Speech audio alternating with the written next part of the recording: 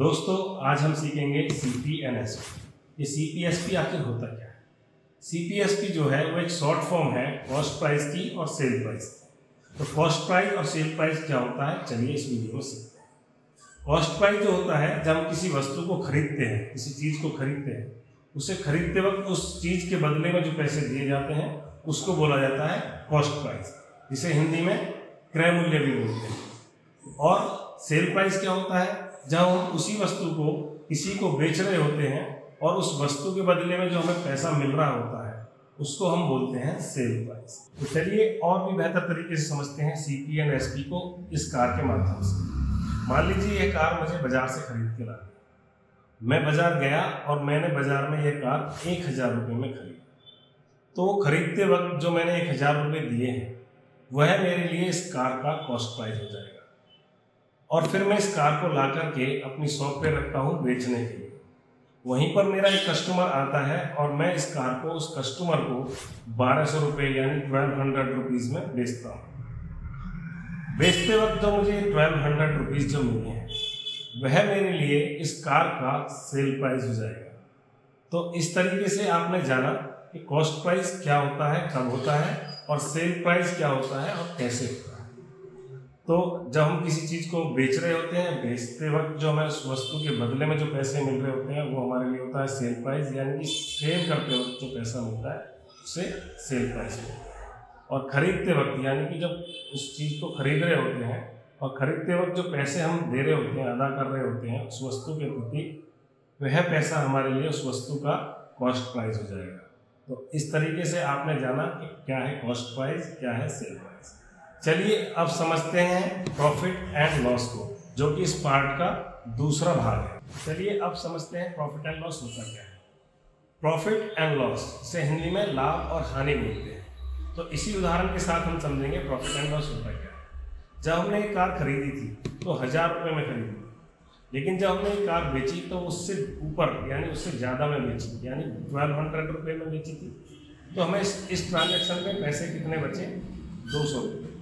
कैसे पता चला, हमने 1200 में से अपना जो परचेज कॉस्ट प्राइस था वो घटा दिया और हमारा प्रॉफिट निकल के आ गया 200 रुपीज़।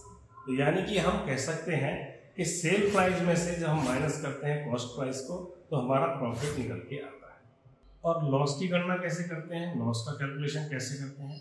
मान लीजिए यही कार मैंने 1000 रुपये में खरीदी थी और इस कार को मैंने किसी कारणवश नुकसान में बेच दिया, यानी कि मैंने इस कार को 800 रुपये में बेच दिया।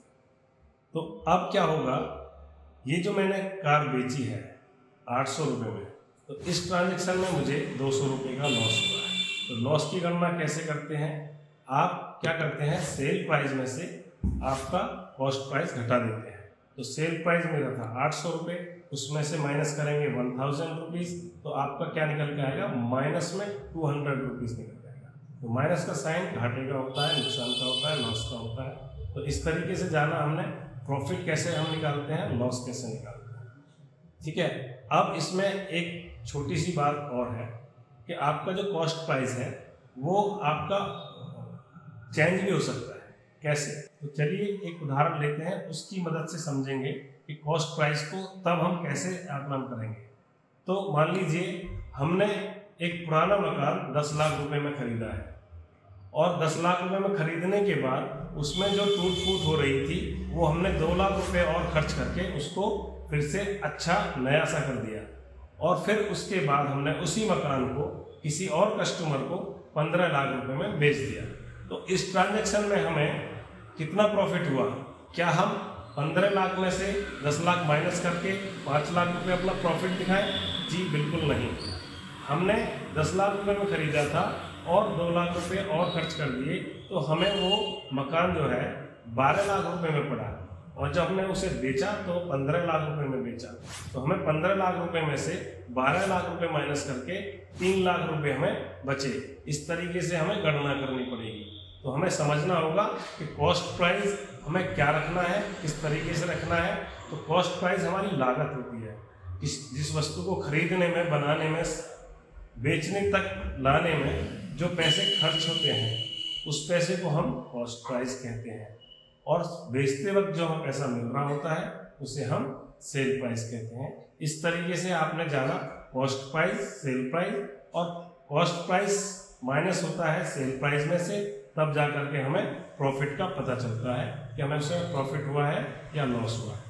लॉस की गणना अगर करनी है, चलो फिर इसी उदाहरण से मैं लॉस का भी बता देता हूँ। तो हमने वो मकान जो खरीदा था 10 लाख रुपए में खरीदा था, 2 लाख रुपए हमने उसमें लगा दिए, तो वो हमें मकान जो पड़ा है वो 12 लाख रुपए में पड़ा है। अब उस मकान को हम 9 लाख रुपए में बेच देते हैं। मान लीजिए कोई हम पे आपत्ति आ जाती है तो हमें वो सस्ते दामों में बेचना पड़ता है। तो अब हमें जो लॉस हुआ है वो 1 लाख रुपए का नहीं हुआ है, हमने 12 लाख रुपए उसमें लगाए थे, 9 लाख रुपए में हमने वो बेचा था, तो हमें सीधा 3 लाख रुपए का लॉस हुआ है। तो इस तरीके से हम प्रॉफिट एंड लॉस के सवाल सॉल्व करते हैं। इस तरीके से हम जानते हैं कि हमें प्रॉफिट हुआ है या लॉस हुआ है। तो मेरा मानना भी है कि इन उदाहरणों की वजह से आप समझ चुके होंगे कि कॉस्ट प्राइस क्या है, सेल प्राइस क्या है, और इन्हें हम कैसे आकलन करते हैं, इनका हम कैसे पता करते हैं। धन्यवाद।